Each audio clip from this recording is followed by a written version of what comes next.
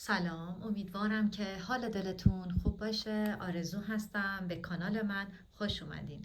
امروز آموزش این جلیقه خوشگل رو با هم داریم که فقط این قسمتش مدل داره و پشتش هم ساده بافی هست و سرشانش هم به این صورت، یعنی خیلی راحت از ستیکه بافته میشه و وصل میشه.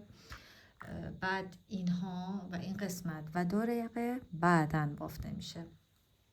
مناسب سایز سمال و مدیوم هست.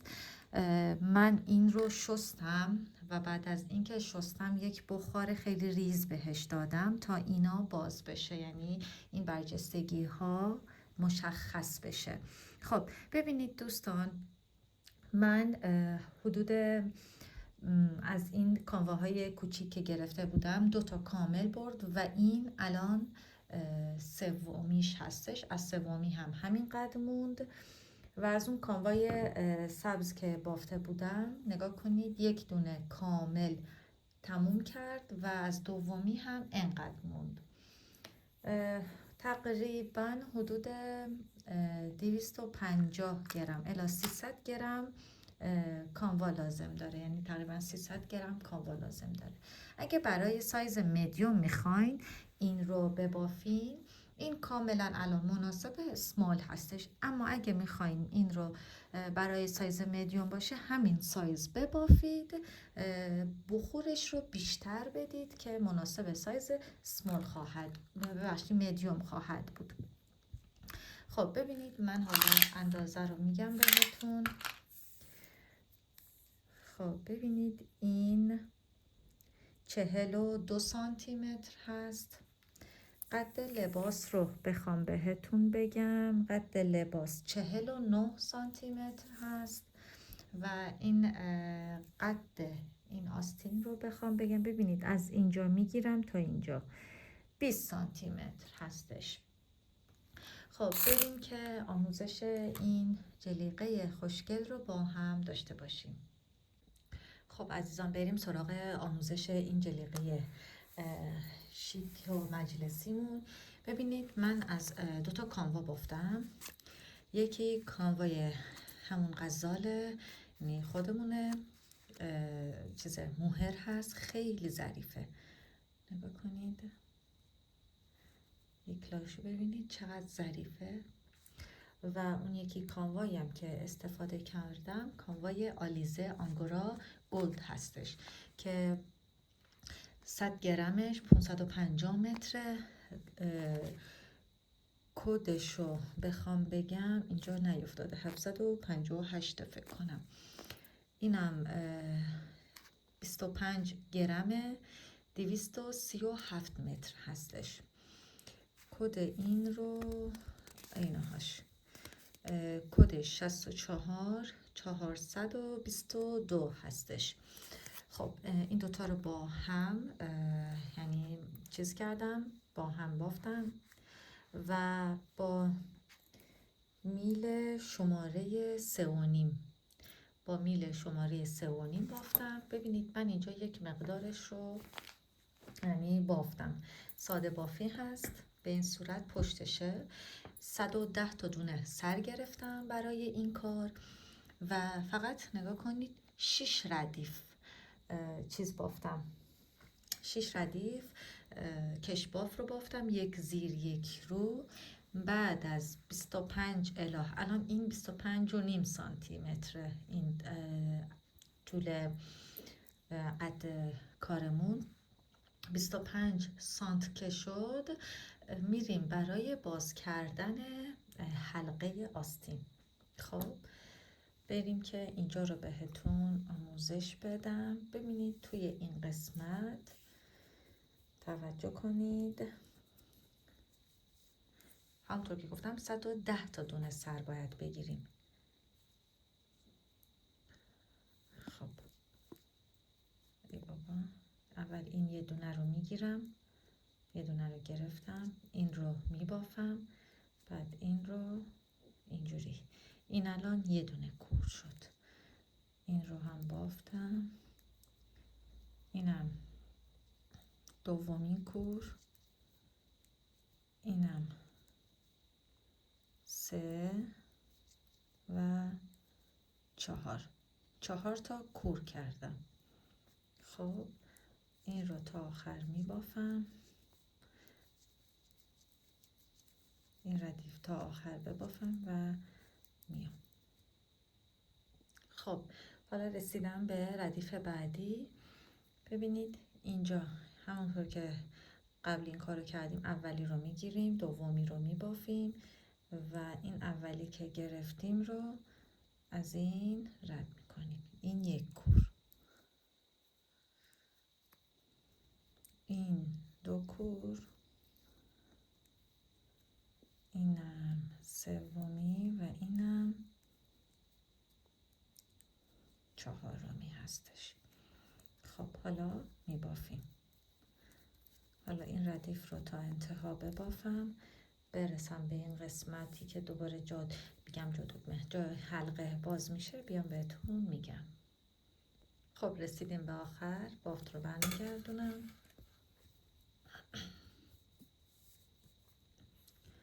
ببینید همونطور که گرفتم، این اولی رو بدون اینکه ببافم میگیرم، این رو میبافم، این رو از این رد میکنم. یک، دو و اینم سومی هستش.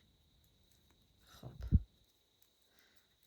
ببینید اینجا یه نکته رو بگم براتون.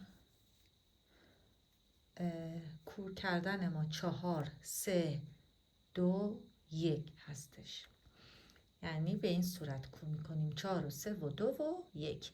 الان 4 و 3 رو رفتم، بعد 2، بعد 1 و بعد دیگه ادامه ساده بافی میریم بدون اینکه کور کنیم. اینم از این. بقیه دیگه تکراره، همونطور که گفتم 2 1 میریم و بدون اینکه کور کنیم ادامهش رو میبافیم. خب امیدوارم تا اینجا متوجه شده باشید. من میبافم و بعد از اون تموم کردم و اندازه دلخواهم رسیدم، میام روش باز کردن گودی یقه پشت رو بهتون آموزش میدم. خب من بافتم. نگاه کنید تقریبا 23 سانت اینا شد، یعنی از اینجا تا اینجا حدود 23 سانت شد.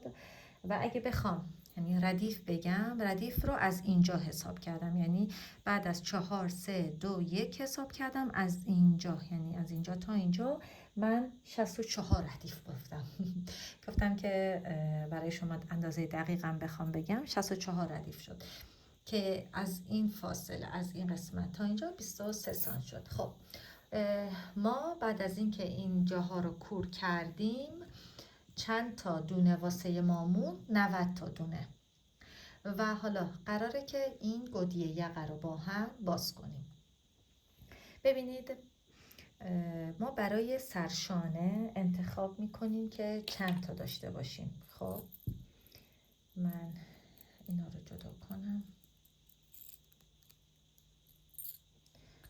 ببینید من سرشانه رو میخوام 10 سانت بگیرم. خب اول اندازه میگیرم، نگاه کنید 10 سانت، اینقدر 10 سانت میخوام بگیرم. این 10 سانت اینجا میشه، اینجا یه دونه میذارم علامت، بعد میشمارم که این چقدره.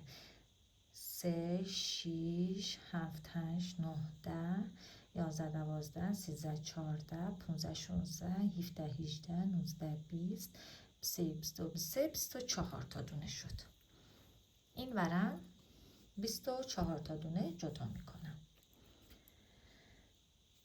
1 2 3 4 5 6 7 8 9 10 11 12 13 14 15 16 17 18 19 20 21 22 23 24 تا دونه. اینجا هم یه دونه علامت میزنم. خب حالا ببینید اینجا من چقدر دارم. 1 2 3 4 5 6 7 8 9 10 11 12 13 14 15 16 17 18 19 20 21. اگه 21 باشه این هم 21. 42 تا دونه من اینجا الان دارم. حالا این 42 تا دونه رو چجوری باید من کور کنم که این به صورت هلال در بیاد؟ خب ببینید، قراره از این وسط ابتدا شروع به کور کردن بشه. دوباره من به این احتیاج دارم.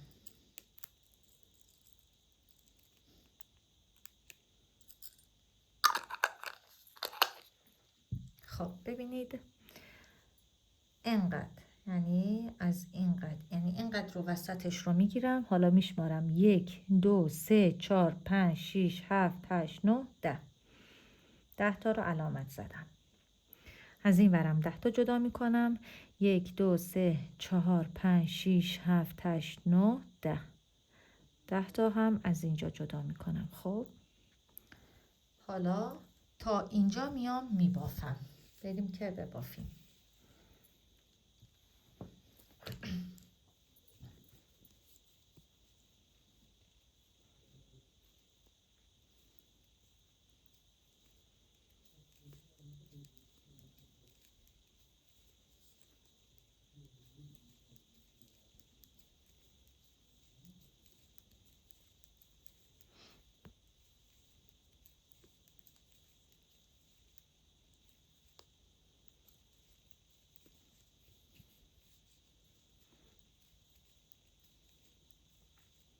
خب این الان آستین بود که باف، یعنی ببخشید سرشانه بود که من اینجا بافتم. خب حالا میام این قسمت رو میبافم.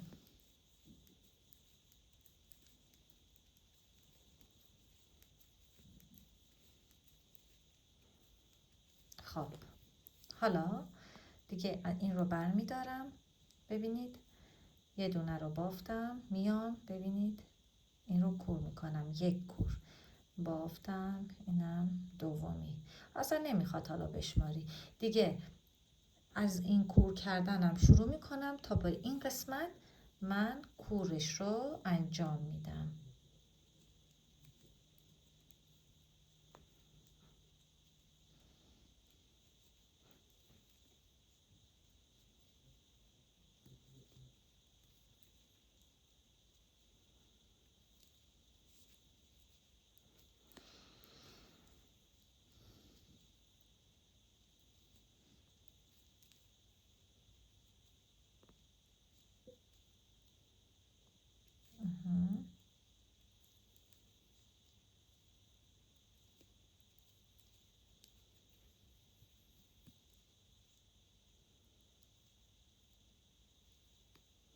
این رو برمیدارم.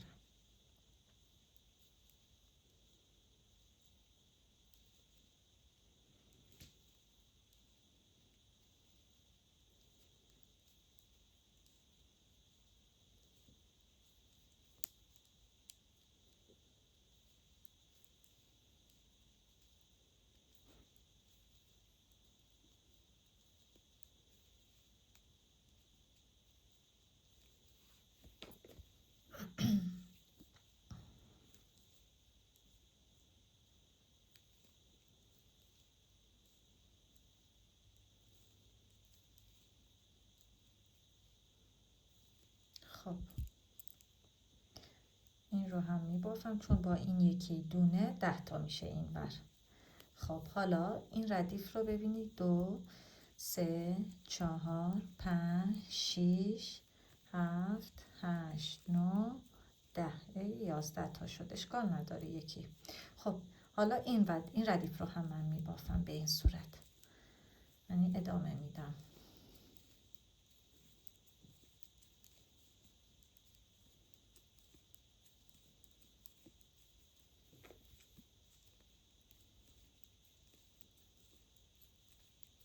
ببینید این ردیف رو هم تموم کردم. حالا برمیگردونم. حالا ببینید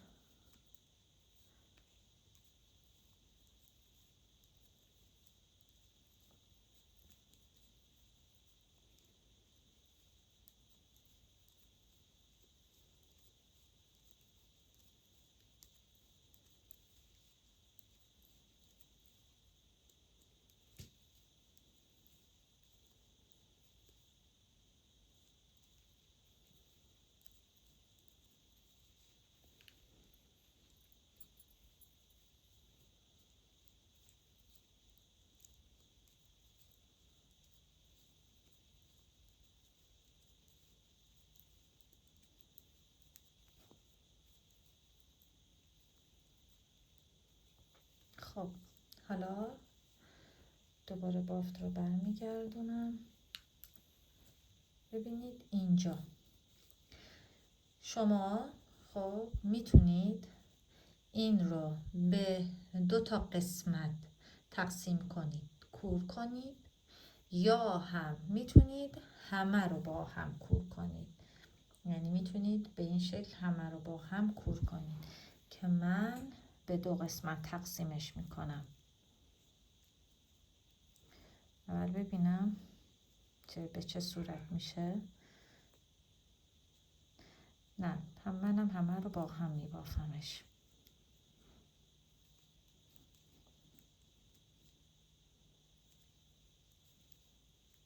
اگه میخواین یقتون گودتر بشه، خب ای بابا، گودتر بشه به 2 قسمت تقسیم کنید، وگرنه همه رو با هم ببافید. ببینید تا الان اینجوری شده، به این صورت که 1 2 3 4 5 6 تا موند الان. ببینید خب بهتره که اون به 2 قسمت تقسیم کنم چون گودیش قشنگتر وای میسته. خب بقیه رو هم ببافم.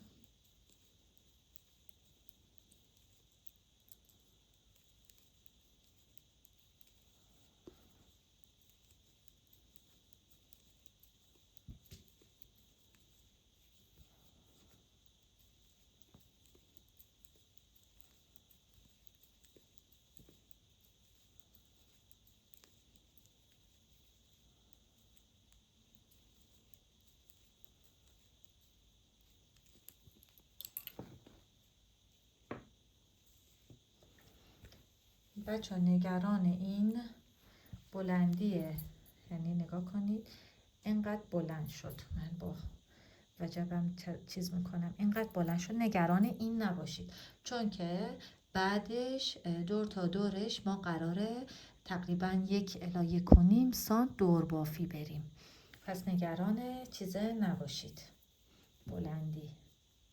و اینکه این یه خورده باید حلقش گشادتر باشه چون مدلشه، نباید به زیر بغل بچسبه.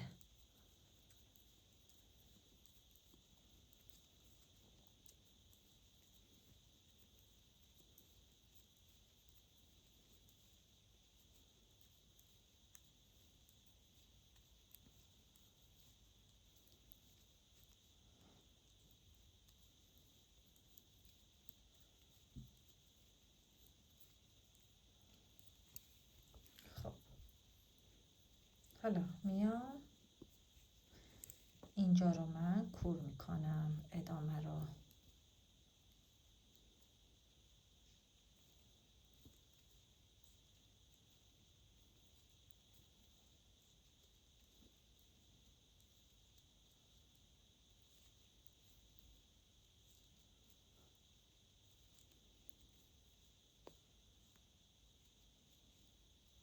ببینید ما اینجا 24 تا دونه داشتیم دیگه. ای وای، اینجاست. ما اینجا 24 تا دونه داشتیم. خب با این میشه 25. به جای اینکه 25 رو نگه داریم، اینجا هم از این ورم یه دونه میام کور میکنم که این 24 تا دونه برسه. ببین الان میشمارم 1 2 3 4 5 6 7 8 9 10 11 12 13 14 15 16 17 18 19 20 21 22 23 و 24. خب حالا اینجا میام کور میکنم، میام اینجا کور میکنم.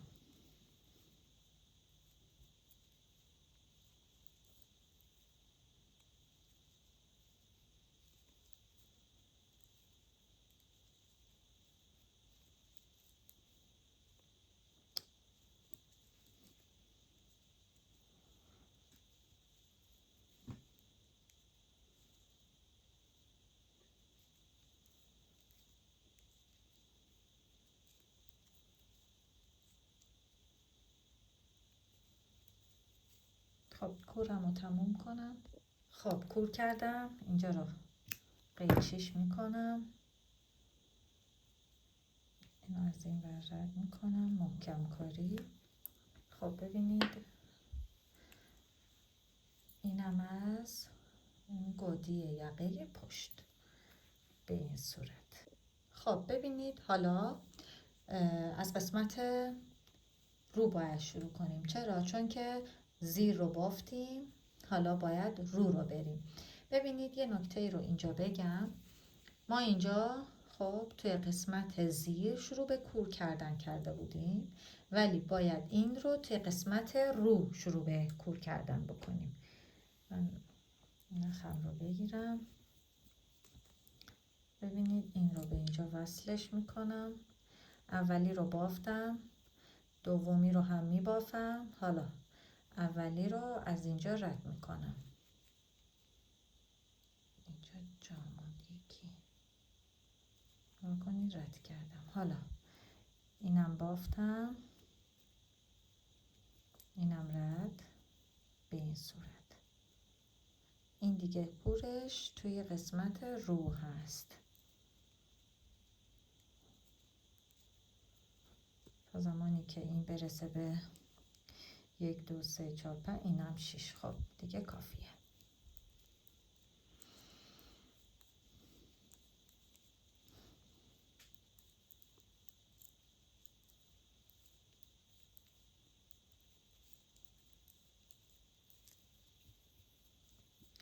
خب دیگه این ردیف رو ببافم، ردیف زیر رو هم بدون اینکه کور بکنیم میبافیم، بعد توی ردیف رو میریم که کور کنیم. من الان ردیف زیر رو هم ببافم. حالا این قسمت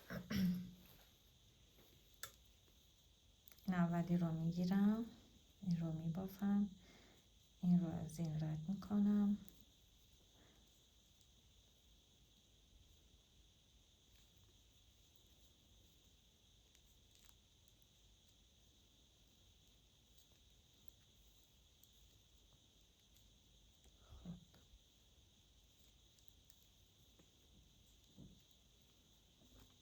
این رو بر میدارم. حالا ببینید این الان 24 تاست، با این 25 تا، یه دونه هم از این میام کور میکنم که با این دونه اضافه بشه 24 تا. این ردیف رو هم میبافم،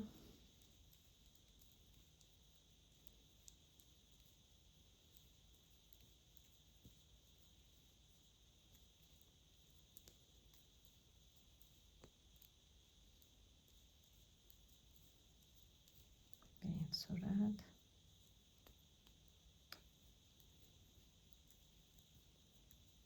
خب این رو برمیگردونم. حالا اینجا من چی میام کور میکنم، برم که کور کنم.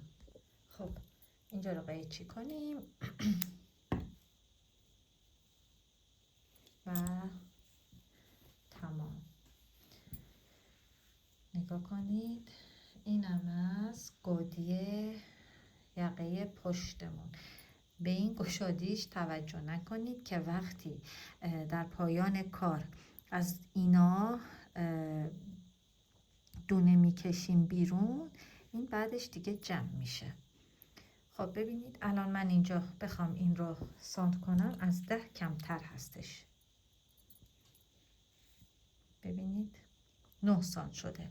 ما در واقع به 11 سانت احتیاج داریم. این 2 سانت رو هم موقعی که از اینجا کشباف میگیریم با اون کامل میشه. خب اینم از پشت کار. خب ببینید بریم سراغ بافت جلو. من یه قسمتش رو بافتم به این صورت که این رو به این صورت میذارم، قسمت راست میشه، جایی که جا دکمه میخوره به این صورت. نگران نباشید، جا دکمه میگم، کاری نداره. و ببینید اینجا هم مدل دادم اینجا و ببین ایناهاش به این صورت که باید حتما بخور بزنم، بخارش بدم و حتما من این کار رو قبل از این که بپوشم میشورمش. برای جلو 56 تا دونه سر گرفتم، 6 تا ردیف بافتم، یک زیر یک رو. و اینجا یک نکته هست، من اینجا برای جا دکمه، یعنی ببخشید اینجایی که جا دکمه باز میکنیم 8 تا دونه جدا کردم. برای سه جاف دکمه ببینید 1 2 3 4 5 6 7، اینم هشتمی. اینجا دیگه فرق میکنه، اینجا دیگه 8 تا باز نمی کنم. ببینید این به این صورت باید وایسه. خب به این صورت، یعنی اینجا قسمت کشباف هست، بعد این قسمت مدل هست، بعدش دیگه این ور ساده بافی. حالا ما میایم اینجا جدا میکنیم. حتما باید یک دونه قبل از این که مدل رو شروع کنیم باید رو باشه، یعنی نباید به این زیر بخوره، حتما باید این رو بخوره، اینجا باید رو بخوره که مدل ما از بافت ما به این صورت جدا دیده بشه. خب حالا ببینید من میشمارم 1 2 3 4 5 6 7 8. 8 تا شمردم، دیدم که 8 تا زیر افتاده، یکی کم میکنم، اشکالی نداره، یه دونه 7 تاست. ببینید خب حالا 1 2 3 4 5 6 7. اینجا این یعنی این قسمت کشباف لباسمون هستش یا جلیقمون هستش. اینجا دستم رو نگه داشتم، یا این که اصلا این رو بذارم که مشخص باشه. و مدل ما، خب این مدل ما از 15 تا دونه رج بافته شده، یعنی برای بافت این مدل به 15 تا دونه احتیاج داریم و با این یکی میشه 16 تا. حالا اول میام 15 تا رو جدا میکنم، 1 2 3 4 5 6 7 8 9 10 11 12 13 14 15. نگاه کنید 15 تا رو هم جدا کردم به این صورت. الان ببینید کنار 15 تا هم چی مونده؟ رو مونده. الان بافت من درست شد. حالا چجوری می بافم؟ ببینید اینجا رو میام زیر می بافم که وقتی ببینید این رو به این صورت میذارم، ببینید این زیر بافته میشه، بعد میام مدل رو می بافم و بعد میام کش باف. به این صورت دیگه میریم میبافیم. و اینم بگم که مدل ما از 8 تا ردیف بافته شده، یعنی توی قسمت های زیر مدل رو میبافیم، توی قسمت رو هم که هر زیر رو زیر میبافیم، رو میبافیم. در واقع توی 4 ردیفی که زیر هستیم مدل رو میبافیم و با اون قسمت رو میشه 8 ردیف. حالا من بهتون آموزش میدم، اگه میخواین به خاطر اینکه گم نکنید یا یعنی گیج نشید، حواستون جمع باشه، میتونید بنویسید ردیف ها رو. اصلا ردیف اول مثلا 3 تا کور، بعد زیر، بعد جوت، اینا رو میتونید بنویسید. من چرا رو میبافم؟ خب این ردیف دیگه ببینید به این صورت زیر میبافم همه رو.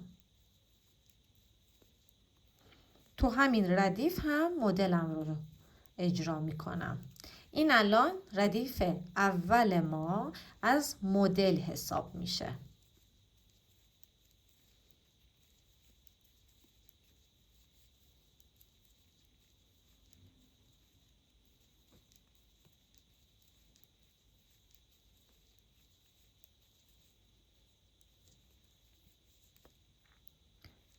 خب حالا اینجا رو دیگه نمیام زیر ببافم، این رو میبافم، چون الان اینجا هستم. ببینید این قسمت هستم، رو بافتم، این رو برمیگردونم. حالا میام مدل رو اجرا میکنم. ببینید مدل رو، این دوتا رو با هم یکی میکنم، این که به صورت نگاه کنید رو هست، این رو میارم، این رو به این صورت برمیگردونم که به حالت رو وایسه. این یکی رو میندازم روی این و این رو از این ردش میکنم به این صورت. این الان کور ستایی هستش. بعدش 3 تا زیر، 1 2 و 3. بعد از 3 تا زیر 1 ژوته، 1 زیر، 1 ژوته، 1 زیر، 1 ژوته، 1 زیر، 1 ژوته، 3 تا زیر، 1 2 3. در واقع ما 4 تا ژوته زدیم. ببینید 1 ژوته، 2 ژوته، 3 ژوته، 4 تا ژوته. توی ردیف اول 4 تا ژوته داریم. میتونید بنویسید اینا رو. حالا این رو چیکار میکنم؟ ببینید این رو میارم اینجا بدون اینکه ببافم، یواش میرم که قشنگ متوجه بشید. حالا این رو از این ور، یعنی از چپ به راست کور میکنم. ببینید از چپ به راست 2 تا یکی کردم.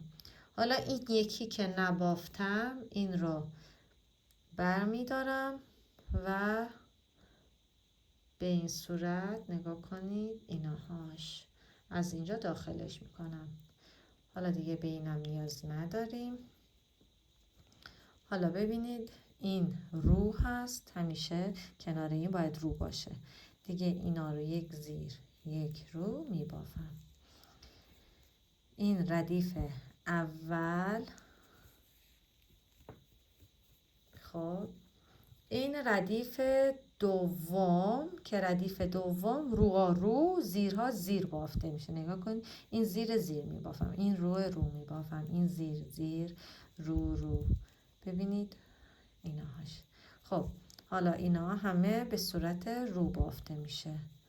ژوته رو هم نگاه کنید به صورت رو میبافیم که این دیده بشه، یعنی تورش متوجه باشیم، مدلش بیفته. نباید ژوته بسته باشه، ژوته باز باید باشه.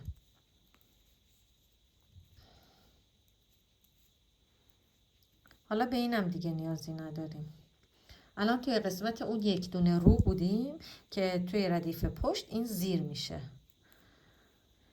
و دیگه همه به صورت رو بافته میشه. این ردیف دوم از مدل. همونطور که گفتم در واقع از 8 ردیف مدل ما ساخته میشه. الان توی ردیف دوم هستیم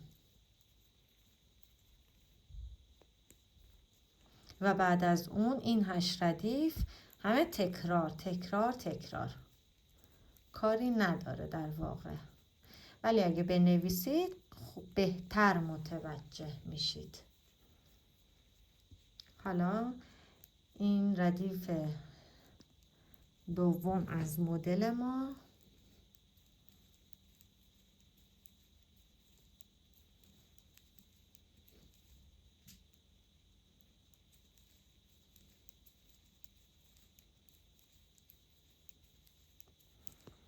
اون قسمت های مدل رو آهسته و آروم می بافم که کامل متوجه بشید.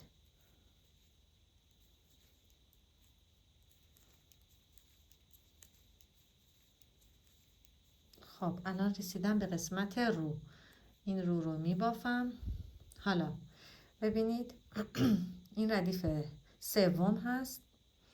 این 2 تا یکی رو کردم. این که قسمت زیره، نگاه کنید این رو میگیرم، این رو به این صورت برمیگردونم که به صورت رو دیده بشه و بعد اینی که 2 تا یکی کردم و میذارم داخل این و این که نبافتم رو از این ردش میکنم و تمام. 3 تا یکی این مدلی کردم. حالا 1 2 تا زیر بافتم، 1 ژوته، 1 زیر و 1 ژوته، حالا 3 تا زیر، 1 2 3، 3 تا زیر، 1 ژوته، 1 زیر، 1 ژوته و 2 تا زیر. حالا اون رسیدم به قسمت 3 تا یکیش. 3 تا یکی ببین این رو بر می دارم میام این ور. حالا این دوتا رو ببینید از اینجا از چپ به راست، از چپ به راست کور می کنم و حالا اونی که نبافتم اینجاست، این رو میام به این صورت از این میندازم بیرون. حالا بذارید من این رو بردارم. خب حالا ببینید این آکش بافته میشه. توی ردیف سوم هستم بازم میگم. حالا برمیگردونم ردیف 4 هستم. روها رو، زیرها زیر. خب برم ردیف 4 رو هم ببافم، ردیف 5 رو هم زیرها رو ببافم و بیام مدل ردیف 5 رو بگم. خب ببینید الان توی قسمت رو این رو بافتم. ببینید حالا اونجایی هستم که باید 2 تا یکی کنم. ببینید این رو به این صورت 2 تا یکی کردم. اینی که الان رو هست ببینید این رو میام به این صورت برمیگردونم، این رو میارم و از این داخل میکنم. ما الان تو 5مین ردیف هستیم. حالا 1 زیر، 1 ژوته، 1 زیر، 1 ژوته، 5 تا زیر، 1 2 3 4 و 5.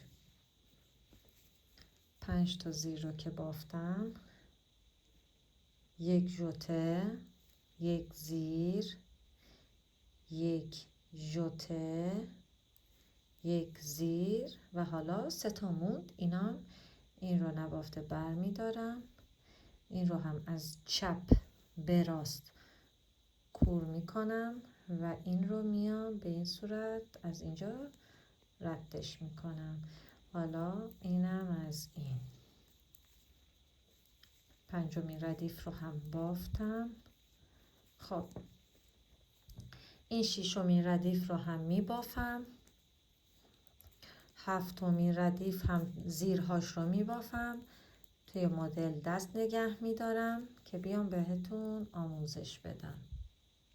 خب الان رسیدیم به قسمت رو. نگاه کنید رو بافتم.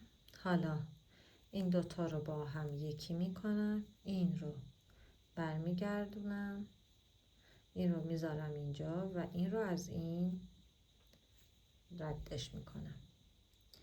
حالا ژوته، زیر، ژوته، 7 تا زیر، 1 2 3 4 5 6 7، 1 ژوته، 1 زیر، 1 ژوته. این ژوته ای که هست دستمون رو باید نگه داریم که در نره. این رو میذارم اینجا، این دوتا رو چپ به راست کور میکنم و حالا این که نبافته بردمش از این میارم داخل. حالا به این صورت میبافم. این از قسمت 7.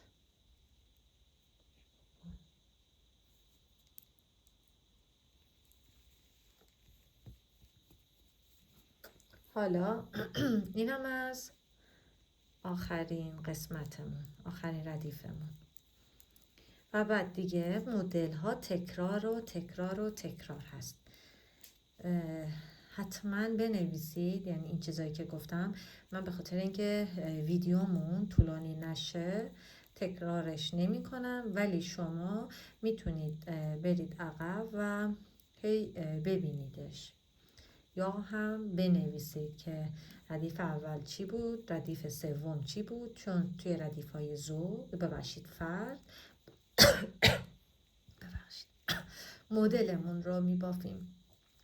یعنی توی ردیف اول، سوم، پنجم، هفتم مدل بافته میشه، توی ردیف های زوج هم پشتش میبافته میشه، پشت کار.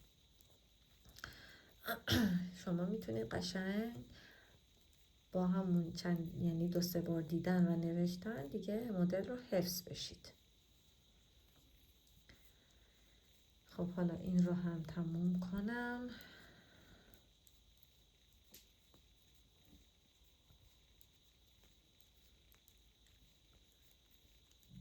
خب حالا ببینید اینجا اینم از این نگاه کنید، کاملا یکسان شد. اصلا نگاهی به این چیزش نکنید، این چرا اینجوری شد، این چرا اینجوری شد، اصلا مهم نیست. اینجا دکمه میاد و این روی دکمه میاد به این صورت. و اونقدر حساس بودن به خاطر یک دونه یعنی یک دونه چیز بافت حساس نباشید. خب بریم که اینا رو کامل کنیم تا برسم به این قسمت. و این رو هم اگه بخوام بهتون بگم که چند تا ردیف بافتم، فکر کنم 82 ردیف، یعنی تا به اینجا 82 ردیف فکر کنم بافتم، که بخوام با متر بگم فکر کنم 25 متر شد. ببینید، آره درست 25 متر شده، این هم 25 و نیم، همون 25 متر. ببینید حدود، بخوام بگم چند سانت باید ببافید، ببینید حدود 42 سانت باید ببافیم و 42 سانت که بافتیم این گودی یقه رو میام بهتون آموزش میدم. این هم باید 4 3 2 1 باشه. اینم از آموزش مدل قسمت جلو. برای جا دکمه بخوام بهتون بگم، ببینید اینجا خب 1 2 3، بعد از اینکه 3 تا رو بافتید 2 تا یکی میکنید، یک دونه ژوته میزنید، همین. یعنی توی این قسمت راست، توی لباس‌های زنانه جا دکمه تو قسمت راست قرار میگیره و دکمه تو قسمت چپ هست. من الان راست رو بافتم اینجا و چند تا جا دکمه باز کردم، 1 2 3 4 5. این دیگه پنجمی اصلا الکی هستش، چون که این چهارمی احتیاجه و این بعدش دیگه به این صورت یقه باز میمونه. و اختلاف جا دکمه ها رو بخوام بهتون بگم، فاصله شون ببخشید چقدر هست، ببینید 9 سانتی متره، 9 سانتی متر هست. و بعد از هر 33 ردیف جا دکمه رو باز کردم.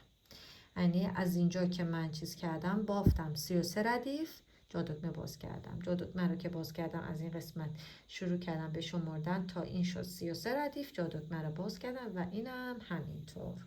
خب نگاه کنید عزیزان، من این قسمت رو ببینید دوختم، یعنی بافتم این قسمت حلقه رو به این صورت و نگاه کنید اینجا جوری دوخته شده که اصلا دوختی انگار نیست. اینا رو هم همه رو بهتون میگم، حتی اینکه اینجا رو چجوری گرفتم رو هم بهتون میگم. اول بریم که این قسمت رو که چند تا باید کور کنیم رو بهتون بگم. خب نگاه کنید، همیشه باید اون قسمتی که یعنی جادکمه، میگم جادکمه، اون قسمتی که سجاف هست، سجاف دکمه هست، از اونجا باید کور بشه. خب این سرشانه ما ببینید 24 تا دونه بود دیگه. خب ما تو این 16 تا میایم کور میکنیم. ببینید اولی رو گرفتم، دومی رو بافتم. ببینید این الان یک کور،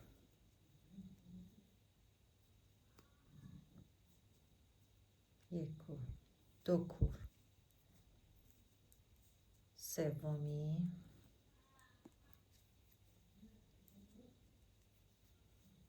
چهارمین کور،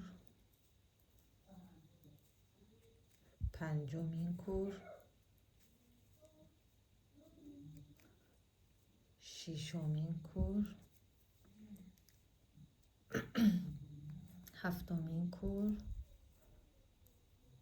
هشتمی، نهمی، 10، 11، 12، 13، 14، 14، 15 و اینم 16. خب حالا میرم که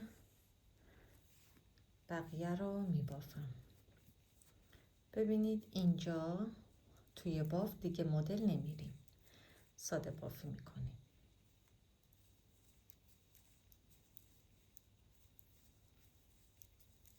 خب این ردیف رو ببافم، ردیف رو رو هم ببافم و بیام این قسمت که بهتون توضیح بدم.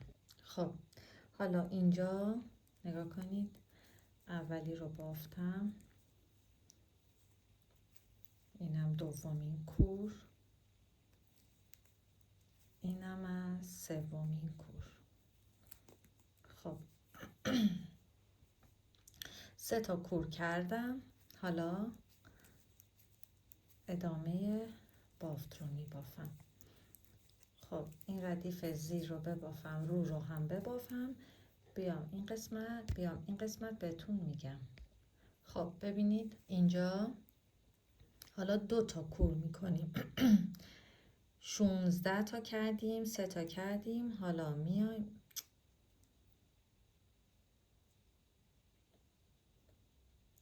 قسمت اینجا چون 2 نخه هست، این رو ببافم. ببینید این الان یک کور، اینم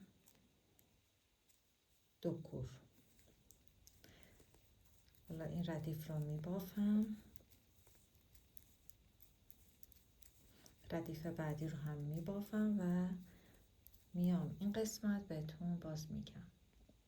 خب حالا اینجا رو ببینید، اینجا حالا میام این دوتا رو با هم یکی میکنم، اینم از این و بقیه رو دیگه بدون اینکه کور کنم. ببینید به این صورت، بخوام اندازه بگم حدود 6.5 سانت من میبافم. 6.5 سانت که رسید اینجا رو کور میکنم، یعنی این قسمت رو کور میکنم و بعد از اینکه کورش رو کردم میام روش دوخت این قسمت رو و سرشانه رو بهتون میگم و بعد میرسیم به اینجا. خب من این رو تموم کردم، ببینید حتی کورشم کردم. خب حالا میرم که آموزش این دوختش رو بهتون بگم. ببینید اینجا اون 6 ردیفی که بافتم فقط یک لایه کانوا رو داخل سوزن کردم، یعنی این از این ظریف استفاده نکردم، فقط یک لا زدم. خب ببینید اینجا اول از پشت، یعنی نگاه کنید به این صورت رو قسمت جلوی لباس هر دوتا به هم اینجور چسبیده هستش. فقط اون قسمتی که این کشباف رو داره فقط اینجا از پشت دوخته میشه.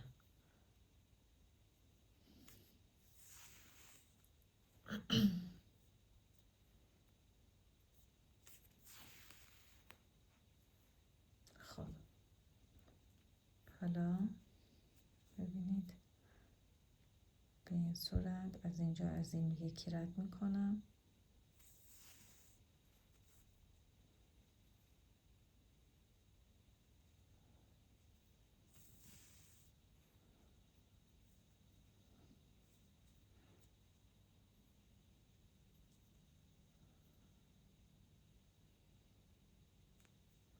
خب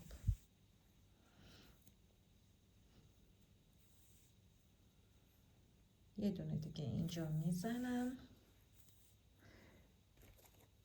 اضافه این رو قیچیش میکنم. حالا این رو به این صورت میارم به سمت جلو.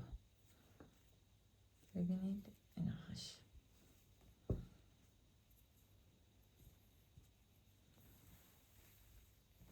ببینید آوردم به سمت جلو. حالا از اینجا هستش که ما نگاه کنید از این قسمت، ببینید از اینجا ردش بکنیم.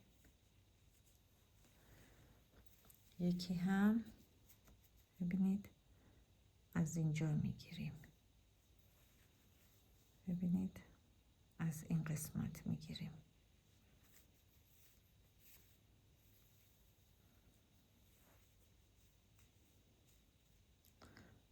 نگاه کنید حالا اینجوری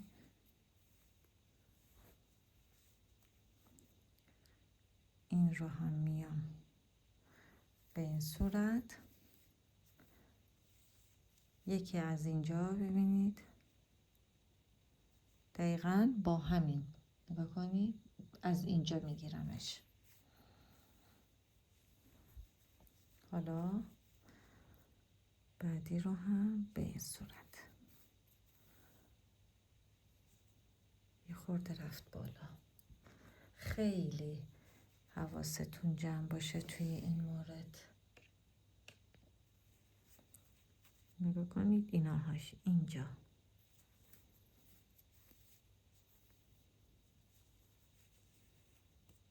اینم از این قسمت.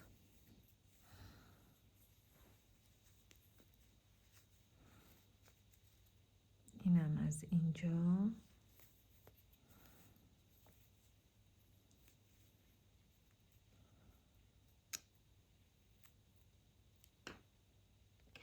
نگاه کنید یه خورده که برید بالا متوجه میشید.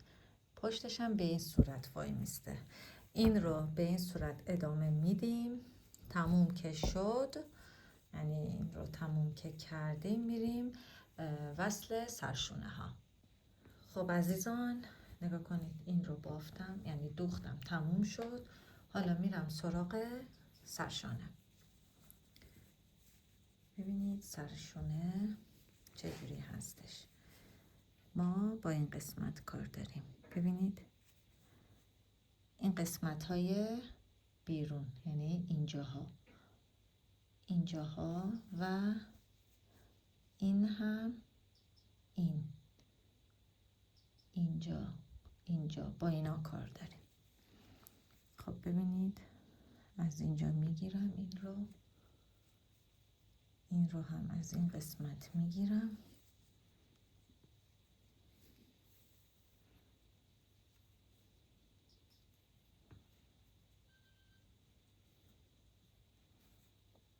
ای بابا. حالا میام محکم کارش میکنم.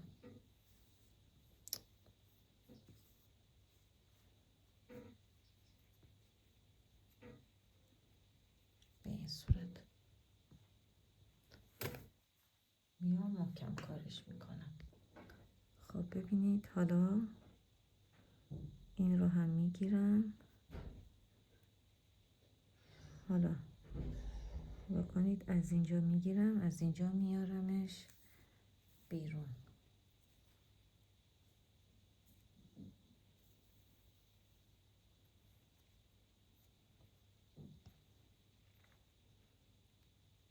اینم همینطور ببینید از اینجا میگیرم، از اینجا میارمش بیرون. به این صورت هستش.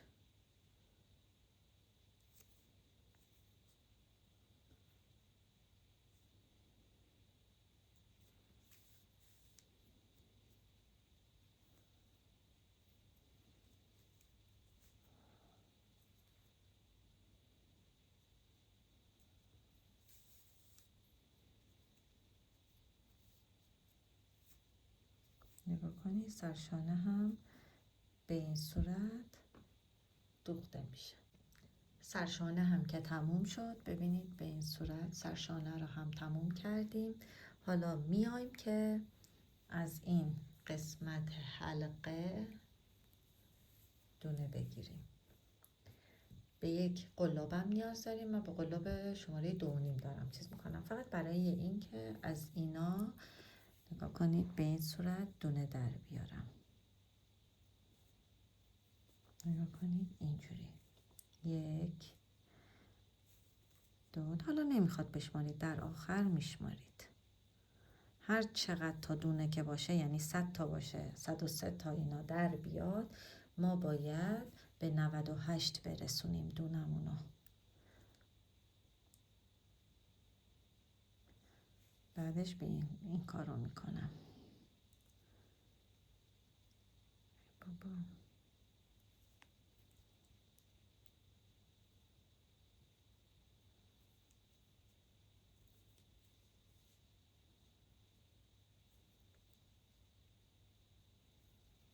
خب ببینید این رو آروم میکشم بیرون.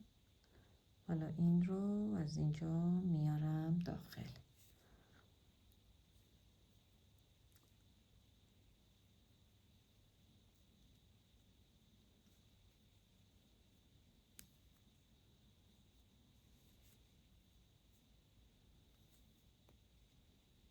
خب حالا ببینید به این صورت. کلا دیگه همین کار رو میکنیم. حتما با میلی که به این صورت گرد بافی هست، مناسب گرد بافی هست استفاده کنید. اگه هم ندارید اشکالی نداره، ولی با این دیگه اذیت نمیشید، چون باید به صورت گرد بافی و بدون درز بافته بشه. این رو تموم میکنم. بعد از این که تمومش کردم، یعنی به این نقطه رسیدم، میام بهتون میگم که چیکار باید بکنیم. اینم از این. نگاه کنید یه دونه گیره احتیاج دارم. جایی که قرار شروع کنم رو میذارم. این رو یه خورده میکشم تا مشخص باشه. الان 103 تا دونه دارم. شاید برای شما بشه 100، شاید بشه 105، شاید بشه 98. هر عددی که در اومد از اینجا که الان برای من در اومد 103، باید به 98 تا دونه بذارید. یعنی نگاه کنید من از این اطراف 5 تا دونه کور میکنم. مثلا اینجا یه دونه، دوتا یکی میکنم، اینجا یه دونه، دوتا یکی، اینجا یه دونه، دوتا یکی، اینجا یه دونه، اینجا یه دونه، تا 5 تا دوتا یکی کرده باشم و دونه هام رو رسونده باشم به 103 تا دونه. حالا شروع میکنم به بافت. ببینید این که الان من داخل میل کردم، این جزء ردیف من حساب نمیشه. الان قرار ردیف اول رو ببافم. یک زیر، این رو بکشم، یک زیر، یک رو. این الان ردیف اولمه. در واقع 5 تا ردیف میبافم، 5 تا ردیف یک زیر یک رو میبافم و بعد دیگه میام کور معمولی، یعنی کور ساده رو انجام میدم و بعد این که تموم شد این قسمت یقه رو بهتون آموزش میدم. خب هر دو تا آستین تموم شد، یعنی حلقه، یقه رو هم بافتم. یقه هم دقیقاً ببینید چجوری ما سر گرفتیم برای حلقه این قسمت، یقه رو هم همینجور سر میگیرید. ببینید برای من کلاً 121 تا دونه داد، یعنی دور یقمون 121 تا دونه داد. حالا شاید ممکنه برای شما یک کم یا بیشتر باشه، ولی کلاً جمعش رو باید برسونید به 106 تا. من بهتون توضیح بدم که اینجا چیکار کردم. ببینید این قسمت، خب این قسمت جمعش شده بود 36، این قسمت هم 36.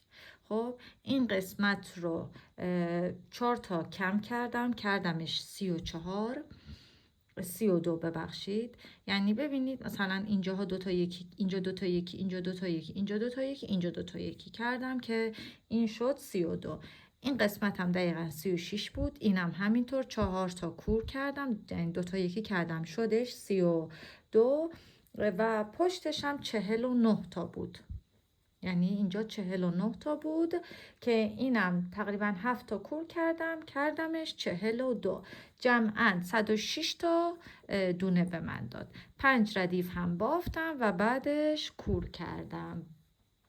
حالا این رو میشورم، بخار میدم و بعد از اون دکمه ها رو به هم وصل میکنم به این صورت، یعنی آخرین دکمه اینجا رو دیگه باز نمی کنم و بعد یقه به این صورت، به صورت باز هم میشه. اینم از این یقه رو تنگ نبینید چون قرار نیست به این صورت کیپ بشه، این قرار به این صورت باز باشه. امیدوارم که از این آموزش لذت برده باشید و برای خودتون یا حالا برای آشناهاتون ببافید. اینم بگم که سایز 36 هستش.